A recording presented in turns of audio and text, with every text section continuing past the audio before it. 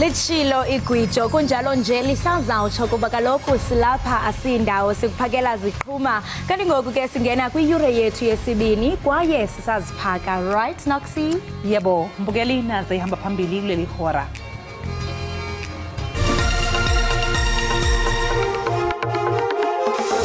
On the rampage, destroying the economic aspect. Umongameli uCyril Ramaphosa uthi akazikhathazi ngezidubedube ezaqhubeka kunyaka ka-2021 ebethetha ngesigqibo esithatyathwe yinkundla yomgaqo siseko echithe isicelo sesibheno sesebe leenkonzo zoluleko. I ban it intentionally. Me, Christmas Zandile Mafe. I wanna ban it more if it doesn't move to Bloemfontein or Pretoria. Uzandile Mafe obhekene necala lokungqongqisa izakhiwo zePhalamende ngomlilo ubethe ukuthele veva kanti ugcine etshela inkantolo ukuthi iPhalamende walishisa ngamabomu.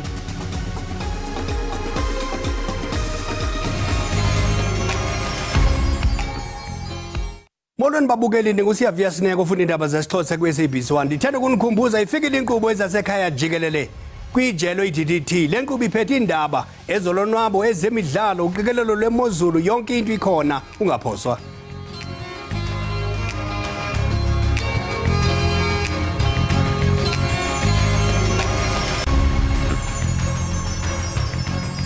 Ngatsho kuwe Bhele sihlabele mgama isibheno sikagqirha Nandipha Magudumane nokubanjwa kwakhe eTanzania siza kubanjwa namhlanje kwinkundla ephakamileyo yaseFreystata. OkaMagudumane uye kule nkundla yokuphikisa ukubanjwa kwakhe.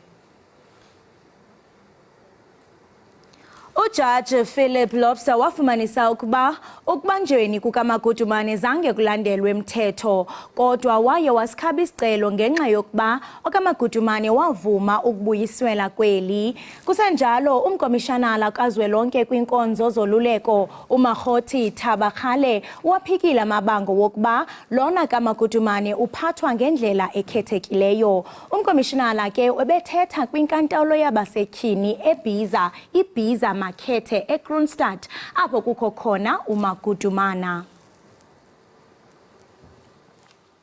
Udokotela wezengqondo owaqokwa inkantolo uthole ukuthi uZandile Mafe osolwa ngokungqongqisa ngomlilo isakhiwo sePhalamende akekho esimeni somqondo esifanele ukumelana nokuphekwa ngemibuzo phambi kwenkantolo malungana neintsolo anindeka kuzo.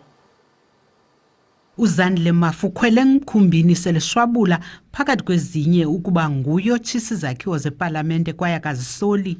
It must relocate, it must move here, this parliament. I ban it intentionally. Me, Christmas Zandile Mafe. I wanna ban it more if it doesn't move to Bloemfontein or Pretoria. uMafe uvalelwe kwicandelo lesibhedlele kwitrongo yasePolsmo emva kwengxelo yesibini yogqirha bengqondo ebemana ukudanduluka namhlanje ngethuba esenkundleni.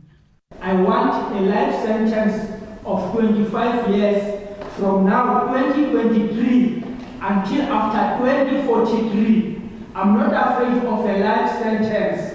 You took me to the psychiatrist. There is no psychiatrist, is a court, is a private court. Amagqwetha befuna ityala limiselwe iveki ezintandathu khona ukuze bafune zabi ingcaphephe zogqirha bengqondo. Ujongwa ngabantu abanesakhono sokwenza lona. Uxhomekeke wena ke njengegqwetha kubantu abanesakhono sokwenza lona. Ujaji Rasmus ukhalimile ngokulibaziseka kwelityala ekhala nokungabikho onxibelelwano ngakumagqwetha kaMafe naxingxelo kagqirha ibikubo ngaphezulu kwethuba elingangenyanga. Ubanike nje iveki ezintathu esithi ulimiso kokugqibela ityala. The findings were 1, that the accused is unable to follow court proceedings as to make a proper defense. Secondly, that at the time of the alleged offense, the accused was unable to appreciate the wrongfulness of the act in question. Ityala limiselwe umhla we-10 kwinyanga ezayo. Thandiswa Mawu weendaba zeSABC eKapa. Kuboshwe abasolwa abahlanu mayelana necala lokubulala abantu abayisithupha nelokuzama ukubulala abane elokishini lakwaNobuhle eKarigha e-Eastern Cape.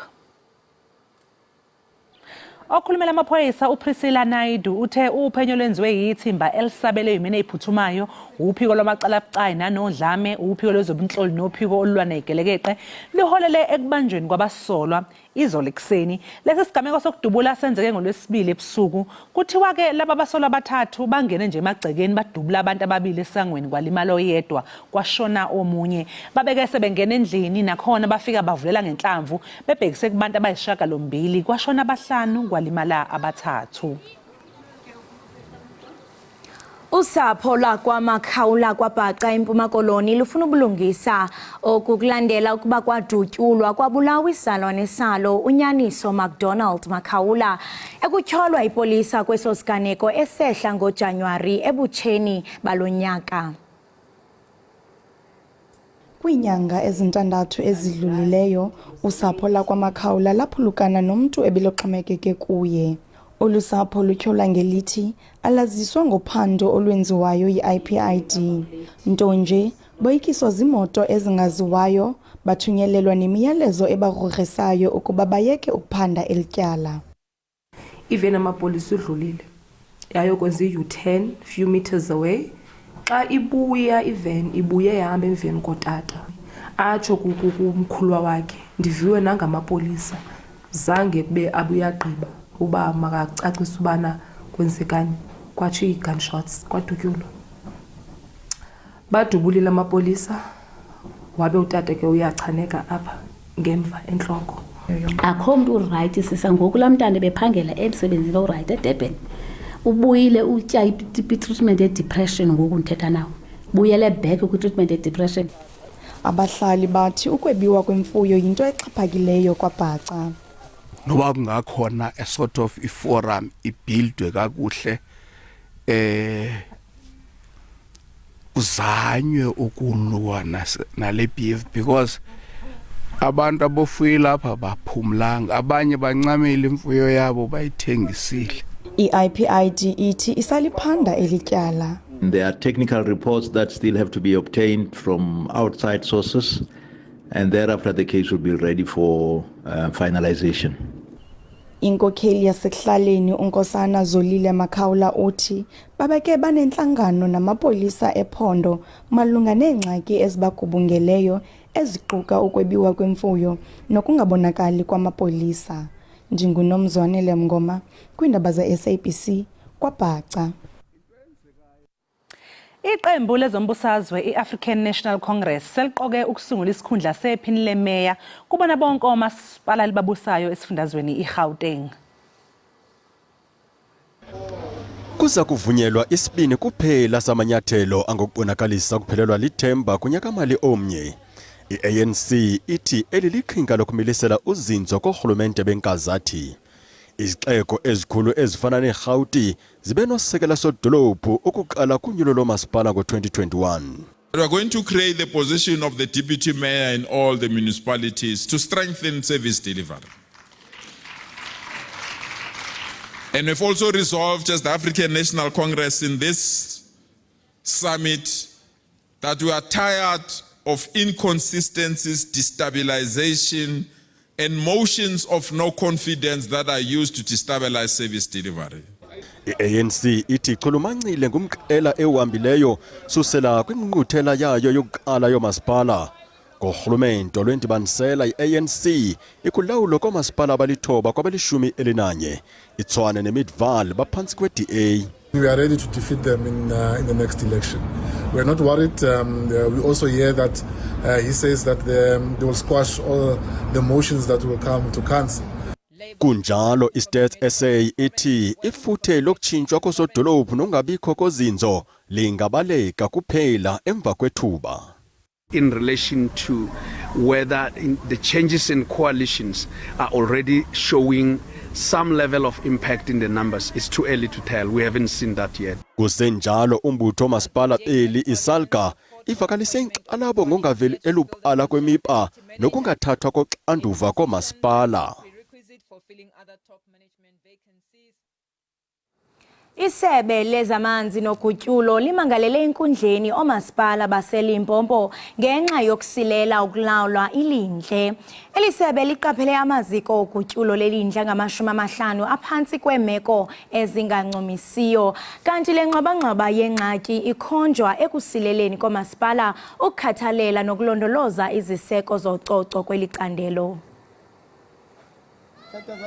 Omasipala isekhukhune imoGalakwena nelephalale bathatyathelwe kwinkundla lisebe lamanzi nogutyulo. Oku emva kokusilela komasipala ukunqamla ukuqhubeka kokuphuphuma kwelindle. Elisebe livakalise ukuba omasipala abangama-50 kwabangama-64 eLimpopo bajamelene namantsintsi kwiinkqubo zogutyulo lwelindle. Oku kuchaphazela iilokishi eziliqela. Abasemagunyeni kwisebe lamanzi nogutyulo bathi siyaxhalabisa isimo somasipala sokungayithabatheli ingqalelo imiqathango engqamene nogutyulo.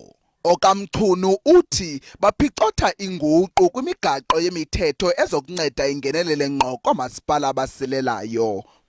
What we want is to be in a position where when we see wrong, we intervene directly ourselves without having to depend on another legislation as it is happening now.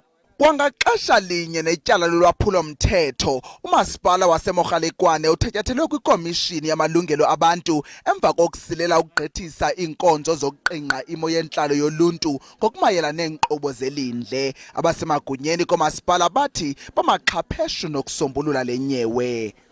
Indeed, the department has taken us to court. They gave a directive last year, but safe to indicate that we have developed an action plan that we have submitted to the Department of Water and Sanitation. Abanye omasipala abaquka waseThabazimbi, Capricorn, Mopani nowasevembe baqatshelwe njengabaqatseleyo kumanqanaba okuxhokreka kulawulo lwamanzi nogutyulo kwiphondo laseLimpopo. Abalimi abasafufusa eThekwini bathi bashayeka kakhulu emsebenzini wabo ngenxa yohlelo lokucisha ngogesi. uThulasizwe Mathenjwa waqala ishishini lakhe lenkukhu ngo-2019 wagqiba kwelokuba aqale elishishini emva kokuba engafumani imisebenzi kwakufundeleyo neziganeko ezenzeka kwihlabathi. Salahlelwa inkukhu around 1000 ama price okudla abenyuka vele even ingakaqali impi eUkraine but after ukuqala kwempi asenyuka njalo. Ukwaqhuba neshishini lokuxhela nesilarha kwakule ndawo kodwa ukucima kombane kuphazamisana neshishini lakhe. Othengisa inkukhu esitalatweni uthi ukunyuka kokutya kwazo kwenza ukuba ixabiso lokuthengiswa kwazo lenyuke. Ukhupho kokudla emuva nenkukhu vele nazo iprice iyakhuphuka. Uma khupho weprice thina njengoba sidayisa la kuyenza ukuthi inkukhu zingadayiseki silokhu sithenga umbila sifida. Abathengisi bokutya nabo baziva becinezelekile. Sekukuthi sizidimande ukuthi upheka hayi ngoba icheap usuyayithenga nje. Ngoba phela egcineni fanele kuba ukuthi bakhona inkukhu ibakhona ibeef. Suzama ukuthi ama-customer ngathi afike namhlanje ayikho ichicken nakusasa ayikho ichicken ngenxa ukuthi iyabiza uzama nje ukudonsa wona. Ukunyuka kwendleko namaxabiso nemfuno yokutya amafama enkukhu ezincinci acinga ukuvala amashishini ukuze afune ezinye indlela zengeniso.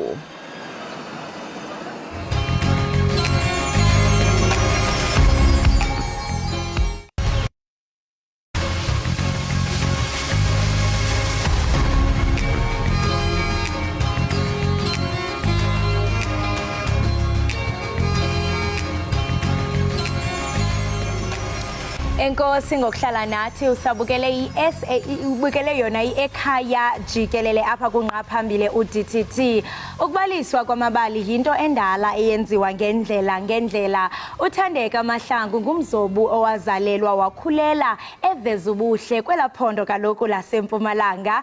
Umzobi ke usebenzisa isakhono sakhe sobugcisa ekubaliseni amabali komntwana waseAfrika. uMahlangu ke uthi oku wakuthanda evela kaloku pha kumakhulu wakhe owaleli gcisa. Masikubulise sikwamkele, uyaphila? Ngiyaphila ngabuza kuwe sisi. Hayi andikhali nganto. Khawusixolele banzi ngomsebenzi wakho kuba siyafumanisa into yokubana waqala kaloku wazifumanela idiploma in arts. Ingaba mhlawumbi ukusukela apho uthando lwakho lwaqala losingisaphi? Ngaqala ukudroka nofana ukugwala nangisesemncane. Kuhle kuhle bengithanda nje ukuphalisana nabesana eklasini lethu.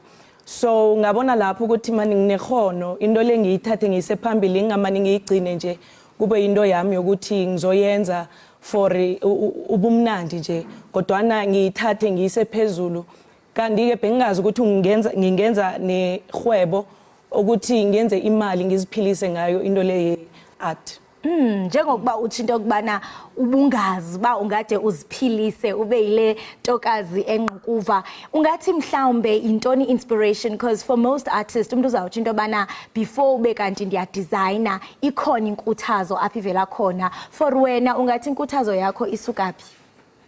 From my late grandmother bekakuthanda khulu ukugwala. Ngisho nasemalangeni akhe ukugcina emhlabeni bekade aguqa nje embedeni umbona ukuthi wenza into ayithandako ngehlizwe yakhe yonke. So ngathi mina ke nangimcalelela ngoba nguye umuntu ongifundisile kuhle from ebuncaneni solo uyadroka. Ngazitshela ukuthi into le angifuni igcine ngaye kodwa ngifuna ibe liphupho leli engizakuliphilisa. Ngiyacabanga ukuthi nayibhekana amaphupho ukuthi ngelinye ilanga ufuna ukuzibona kwenye indawo. Kodwa ngayithatha ngalenza ijima lami lokuthi ngelinye ilanga nami ngizothatha umberego lo nguse phambili. Ingakho ke ngathatha igadango lokuthi ngiye ecollege ngiyenza iart and design. Uthente ebalekile into yokubana oku ukuncanceka umakhulu wakho naye umakhulu ndiyaqonda into yokubana uyathokoza kuba umsebenzi wakhe wena uyakuphilisa akufani mhlawumbe ngexesha labo kuba siyakhumbula mhlawumbe bezothe zizobela nje engenzi ingeniso. So kuhle kakhulu ukubona into yokubana wena uyakwazi uba uyenze lento ikuphilise. Siyaqonda into yobana kukhona imicelimngeni iartist esingathi bajamelana nazo kuba ke abanye abaye bayifumane inkxaso mhlawumbe kurhulumente okanye ebantwini ukuba baze bakwazi ukuthi baqale because awuvele nje udesign funeke mhlambe kube khona izinto ozawuzithenga. Ungathi mhlambe wena imicelimngeni okanye i-challenges othe wajongana nazo kwaye mhlambe imali yenkxaso uye wayifumana phi? Ngithena ngiceda ukufunda elokonja ecollege kulapho khona ngathoma ukuzenzela ama-commissioned portrait and then because abazali bami bebangakhona ukungithengela izinto insetshenziswa ze-art. So kulapho khona ke ngathoma ukuzithengela ngibuthelela njalo ngazithengela imaterial ngoba bekufike gadesi akekho umuntu engathi ufake isandla ukuthi angikhase nofana ifunding engiyitholile khona ngithoma malanga laba cho ngiya applya ngenxa yokuthi senginabantu abadependele kimi abadinga ukuhelejwa ngezinto zokuberekiswa ukwenza iart. Ndifuna ukuthetha ngalena siyijongile kuba ndikhumbula yazi kukhona ubrothers oye wandipha iart wayithi khikhi wathi ine meaning xa ndijonga ibonga amarhoqololo mosla wabe ekwatile xa ndithi ngamarhoqololo. Khawusixolele banzi ngale yakho esinayo namhlanje bana what's the whole meaning, the colors and the shapes? Yeah, okay, lena it's an abstract piece engiyenzile. Now iqalileko inobundebele phakathi kanti ke masikhuluma ngeabstract sikhuluma ngento ekhombisa nofana efanisa into ekhona. So it's not an actual like realistic portrait noma painting. So this one it just symbolizes ubundebele nokuthi singabeka ezingeni elinye ngaphandle ukuthi isebe ngama patterns njengoba sibona ugogo Esther Mahlangu. She's doing exceptional work but ke kwakho umsebenzi ugcine ukuthi ube the original pieces. Manje mina ngi-introduce ilokonja i-abstract, I mean isindebele to abstract. Okay, and I also see that kune stones phayana zizo and the significance yazo zizawambelana ne-art piece yakho ithini mhlawumbe? Well, it's my foundation. Okay. Ngilindebele so nangibeka amatshe lawa ngakhela phezulu kwesekelo esilitshe. Imbokodo. And without the foundation indlu yawa. Iyawa sisi. And uthetha ngento ye foundation, une foundation oseluyiqalile apho ufundisa abantwana basencinane ngeart. Why ubone kunemfuneko ba ufundisa abantwana and how is the reception? Abantwana bayiva njani yonke lento?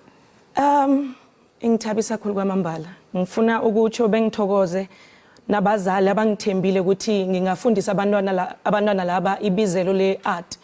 Okay, into engenze ukuthi ngithome i-center la ngifundisa khona i-art ukuthi ngafunde esikolweni ukuthi akusibo bonke abantwana abaphiwe ngokwengqondo nofana enqwadini.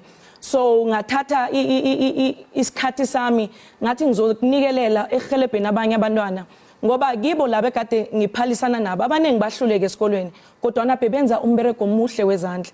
So ngacabanga ukuthi angibe ngilesisekelo ebengicabanga ukuthi abantwana laba engifunde nabo bebasidinga.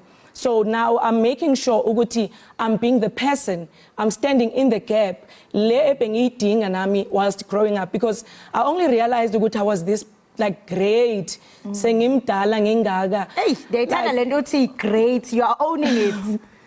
Yes, sengimdala ngingaka, but umntana if uzokhula nesekelo nesupport, I can only imagine ukuthi uyokhula andlondlobale kangakanani, because I'm just only assuming ukuthi I could have been greater, but angisoli la ngibuya khona. I'm just proud ukuthi I started. I never waited for any fundings. I never waited for anybody to like push me. I just thought ukuthi let me just do it for my people. And that's the mindset efunekayo, because mhlambe omnye abanye abantu umuntu uzawulinda kude kube kanti khona umuntu ozoqonqoza kanti if awuzivuleli wena umnyango akekho ozokuvulela.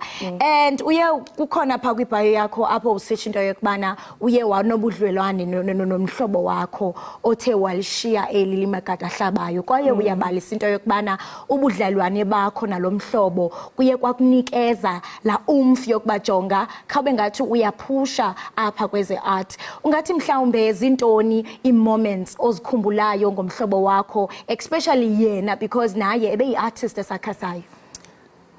You know, beka ngumuntu othembelayo. Yamazi lo muntu ukuthi uyagqugquzela, umuntu ukuthi mangenza into athi we can do it. Umuntu wangikhomba ukuthi there's hope in everything.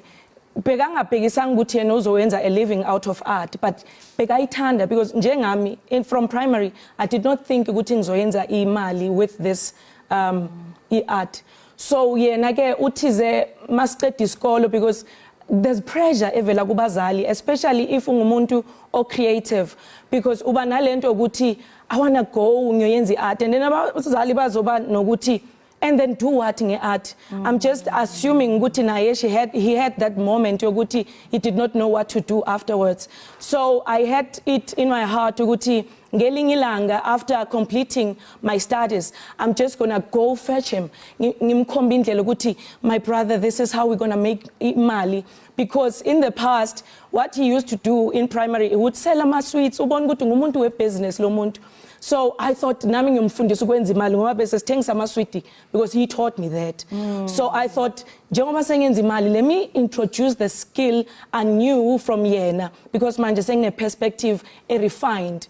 So unfortunately, because of the pressures, I would like to think zempilo, yena ke wangena ezidakamizweni not long before I could even get an opportunity, he took his own life. No, siyaxolisa ngalonto, siyathemba nokuba umoya wakhe uyolala ngoxolo.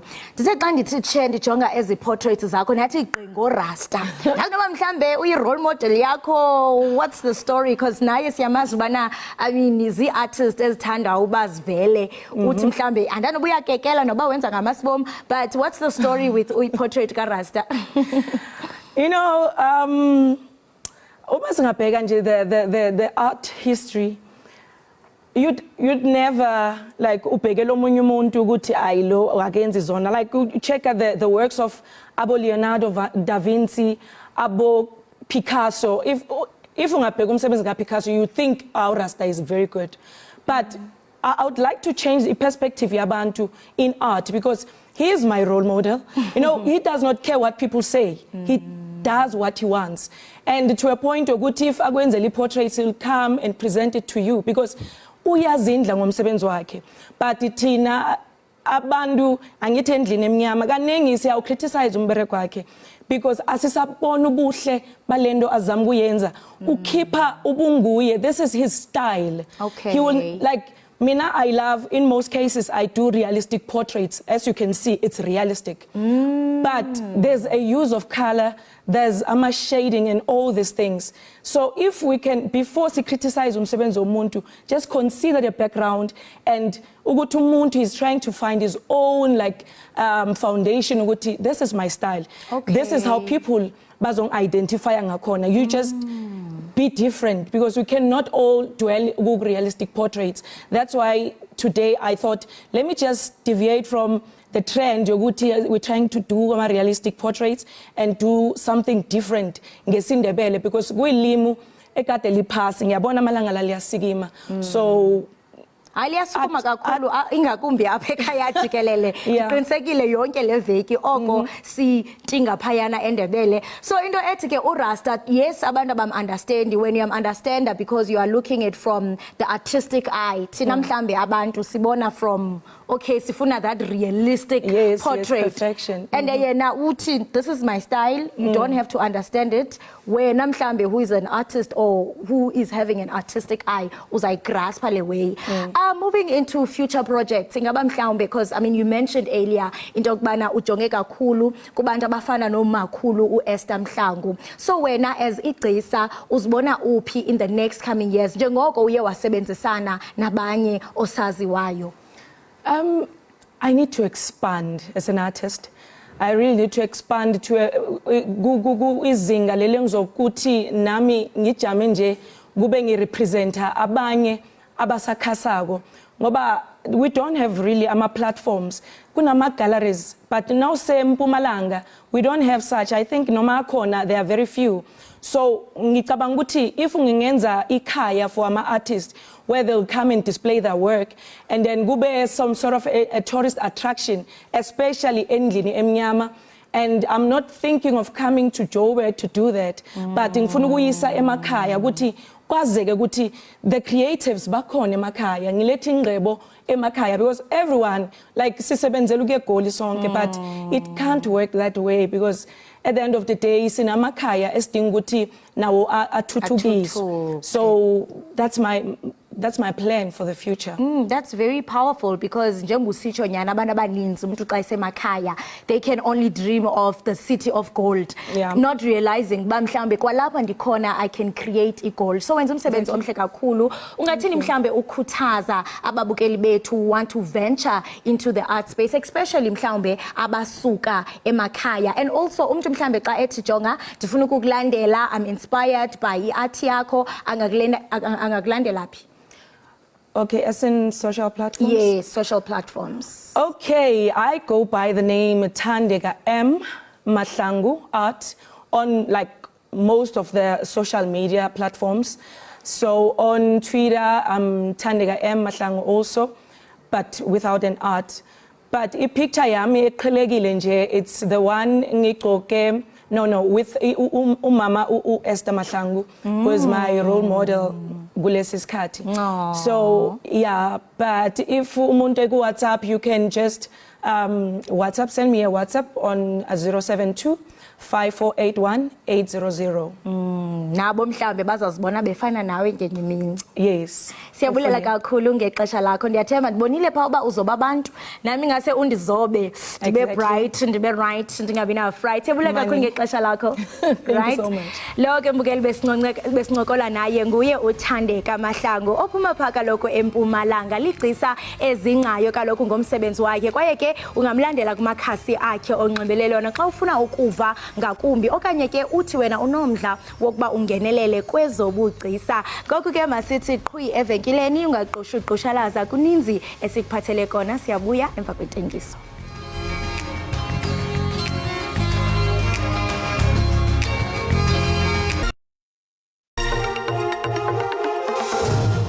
Siphinde sikwamukele mbukeli Ekhaya Jikelele. Kanti mangabe singena kwezemidlalo inhlangano yengamele zokusubatha kuleli ithi izokweseka noma isiphi isinyathelo esizothathwa uCaster Semenya malungana nokuvunwa inkantolo yamalungelo abantu eEurope ukuba qhubeke abambe iqhaza emqhudelaneni wabesifazane. Lokhu ekulandela ukunqatshelwa kwakhe ngelithi une-testosterone ephezulu eyenza ukuthi kube lula ukuthi anqoba abesifazane. Kukho amahe athendiwe wokuba uSimenya uza kufaka umdliwo ngakwi-World Athletics ngenxa yokulahlekelwa ingeniso kule minyaka edlulileyo. uSimenya ube kwidabi lenkundla neWorld Athletics sukela kumiliselwa kwale mithetho ngo-2018. Isigqibo senkundla yamalungelo oluntu yaseYurophu singanyanzelisa imibutho yembaleki kwihlabathi icingisise isigqibo sokunyanzelisa imbaleki zithobe amaqondo e-testosterone. From our side, as Athletics South Africa, we're very excited. We're very delighted to say, at long last, we are getting somewhere. Whereas that victory at least motivate us all to say it's not the end of the world, and then we have jumped one hurdle, and then maybe the other hurdle, if it may come, it gives us the courage to say we might jump another hurdle. Kusenjalo zingaphi kwama-20 imbaleki esele zizibekele indawo kwi-World Senior Athletics Championships eBudapest, eHungary. At the present moment, we've got plus minus 26 athletes that have already qualified, standard athletes that have already qualified. But don't forget, we've got the ranking that is still taking place. The closing date of that one is on the 20th, at the end of July.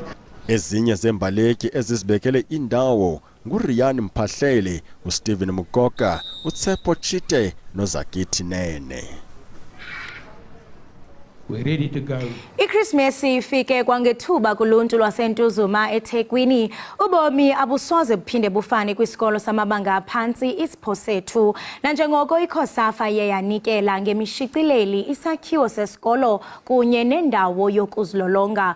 Oku ke bekuyinxalenye yephulo losuku likaBawo uMandela.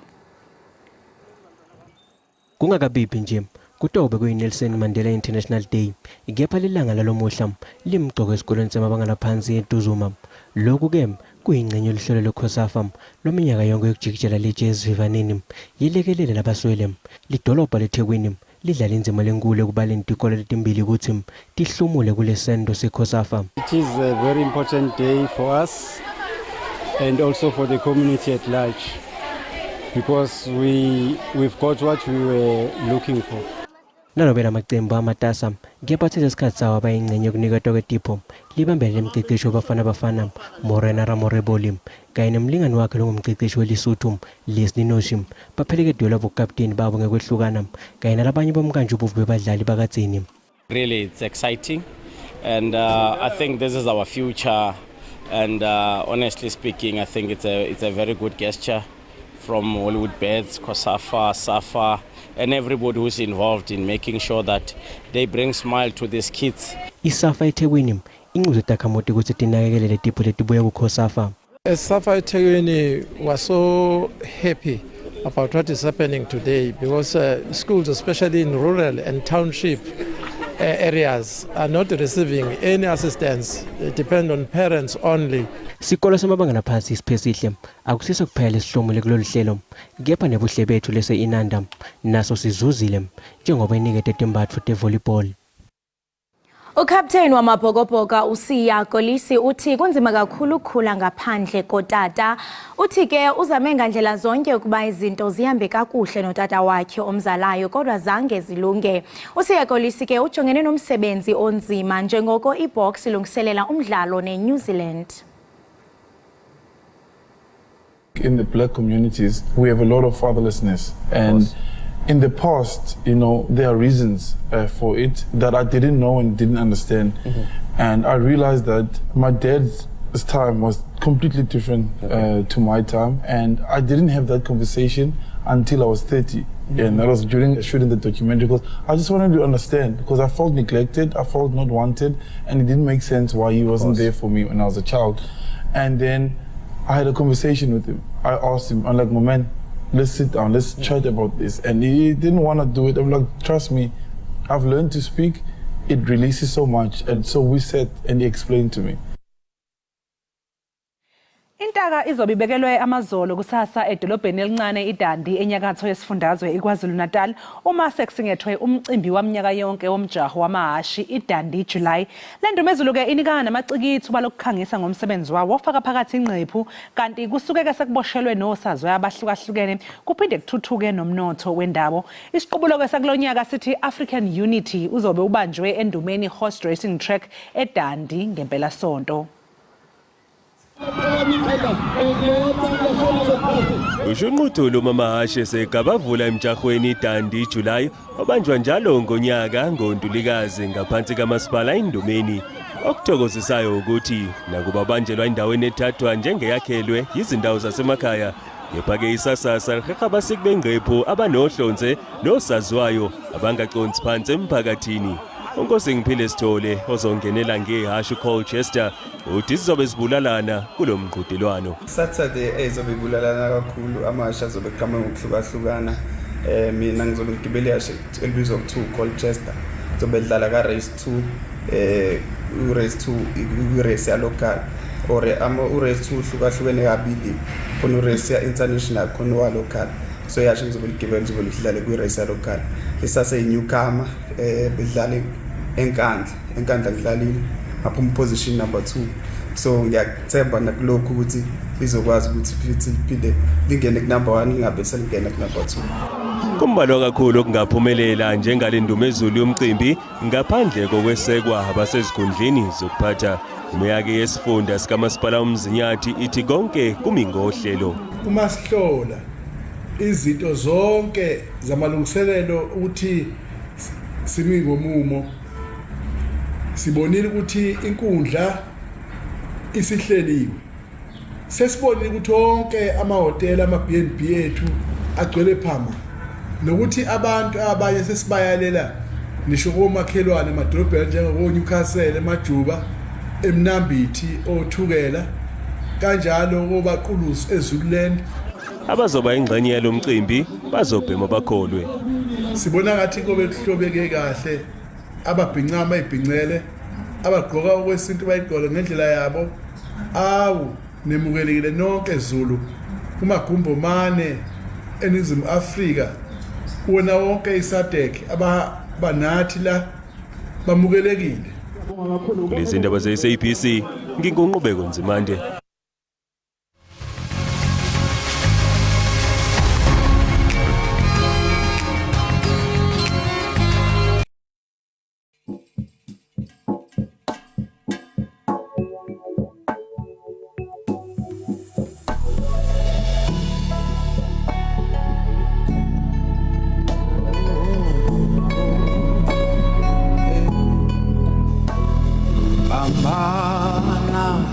Yehova nababambana nam, yilwa nabalwa nam, khola umkhonto ufincindlela.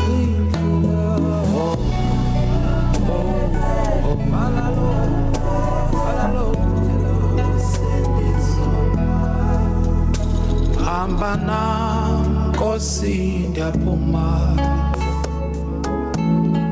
Nkosi ndiyaphuma, phuma nam Nkosi ndiyaphuma, yini Yehova hamba nam. Njengokuba nisazi ke apha ekhaya Jikelele sihlala siniphathele kaloku imvumi ezitshisa be nezisematheni. Namhlanje ke siza kundibanisa kuba kaloku niyabona xa sivula inkqubo yethu bukela ubana ebenathi kaloku umvumi etshisayo. Namhlanje ke siniphathele uZuko SA, nowaziwa kaloku ngegama lakhe lokuba nguZuko SA, ukwaphumelele iMetro FM Award njengaye kaloku iSoul Singer. Akangomculi nje kuphela kodwa ukwangumbhali nomqulunqi kwezomculo. Masikubulise Zuko SA, sikwamkele Ekhaya Jikelele. Ndiyabuyela kuthi ngoba ndibe lapha kule show.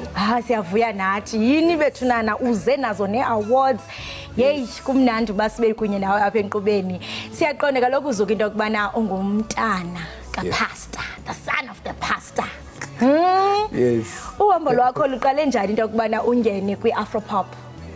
Ngicale ngoba ngikhipha play ecaweni, ngidlala isitende, and then xa ndifika e-high school ndadibana nabantwana besikolo, and then I had to learn bathanda ntoni because bendibona umculo endiwuthandayo bawuthande ncam. So I think as ndikhula ke ngoku I realized no man, xa ndicula ingoma ezithile abantu bayazithanda, right, xa ndiperforma nje ingoma zabantu.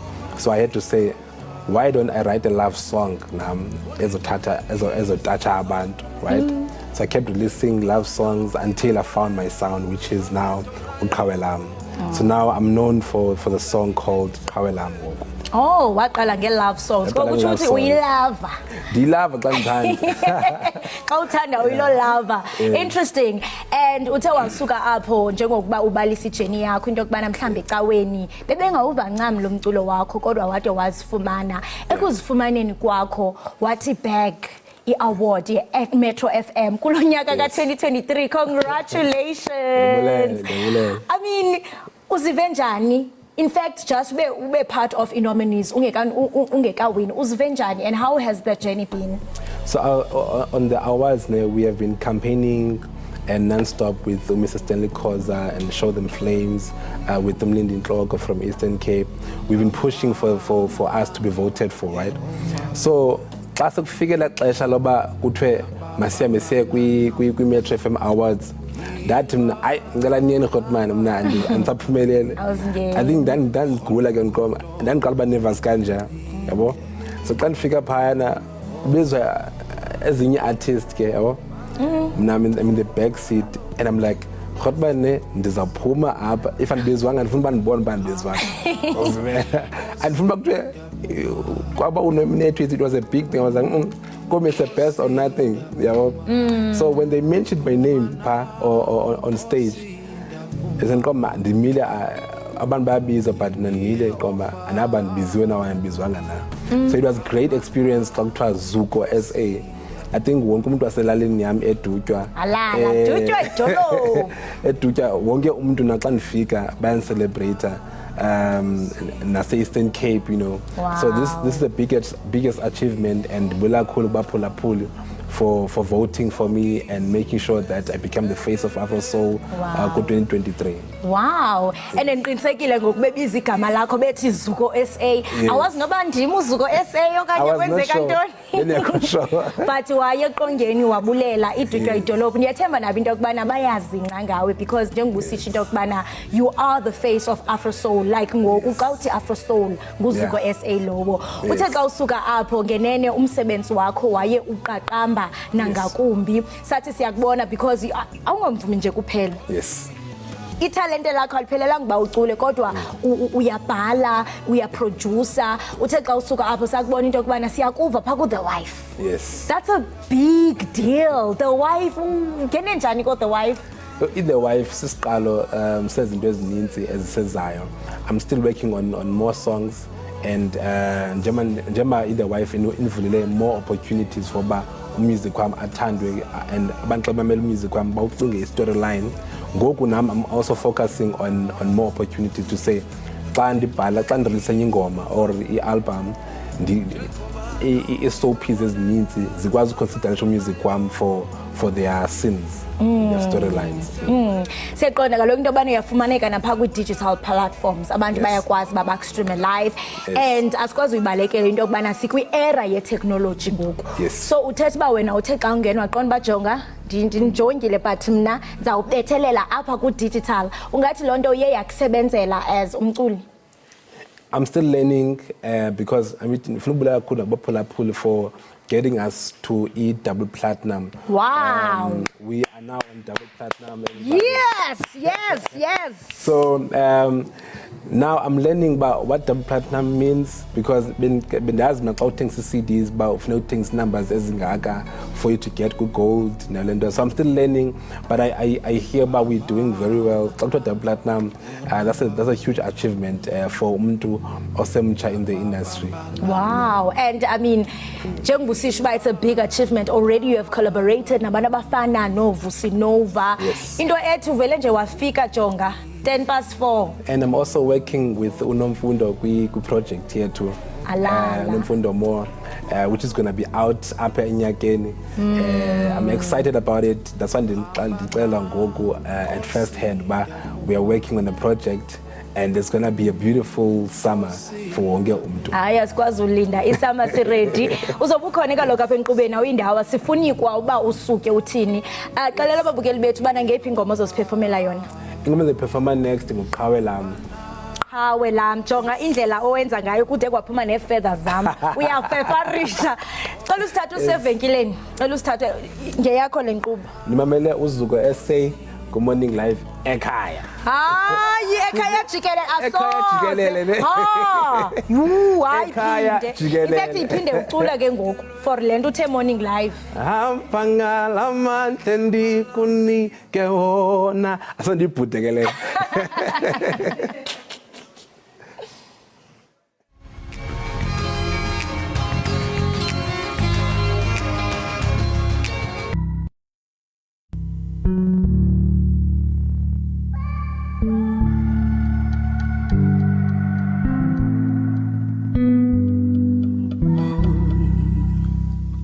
Oh, mntwana,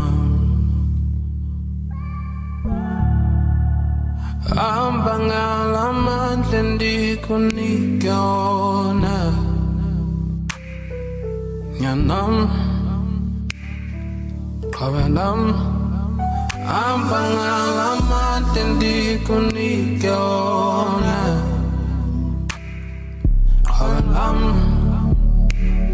sana lwam, uzungafuna ukufana nabanye,